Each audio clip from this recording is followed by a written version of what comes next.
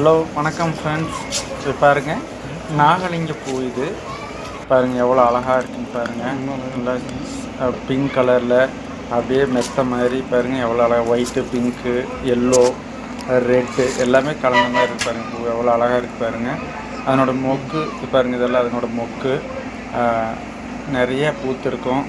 ஒரு வாதில் வந்து நிறைய மொக்கும் பூவும் நிறைய வந்து மிக்ஸ் ஆகி பூக்கும்.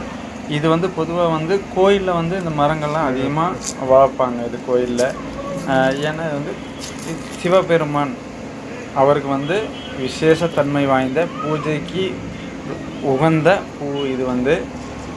இது வந்து எல்லா பக்கமும் வளரும். தமிழ்நாடு முழுக்க எல்லா பக்கமும் இது வளரக்கூடிய தன்மை இருக்குது. இதனோட மருத்துவ பயன்கள் அப்படின்னா அது போக இது பாருங்கள், இதனோட பழம் காய்க்கும். இது ஒரு பழம் மாதிரி பெருசாக வந்து காய்க்கும். அந்த பழம் வந்து இப்போ இல்லை, பூ மட்டும்தான் இருக்குது. பூ அந்த மொக்கு தான் இப்போதைக்கு இருக்குது. அதை வந்து நானே போய் எடுத்து வந்து இப்போ காமிக்கிறேன். இதனோட மருத்துவ பயன்கள் என்னன்னு பார்த்தீங்கன்னா, இதனோட இலையை வந்து நல்லா மையாக அரைச்சி இதை வந்து நம்ம உடம்புல இருக்கிற பூஞ்சை கிருமியால் ஏற்படுற தொற்று, சொறி, சிரங்கு, படர்தாமரை, படை அந்த மாதிரி சம்மந்தப்பட்ட சரும பிரச்சனை சம்மந்தப்பட்ட இடங்களுக்கெல்லாம் வந்து இதை எடுத்து தடவணும்னா குணமாகும்.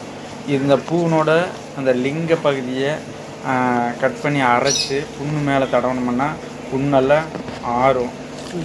அதுபோக இதனோட இலை வந்து அந்த சின்ன சின்ன நுண்கிருமியை அழிக்கக்கூடிய ஆற்றல் இதுக்கு வந்து இருக்குது.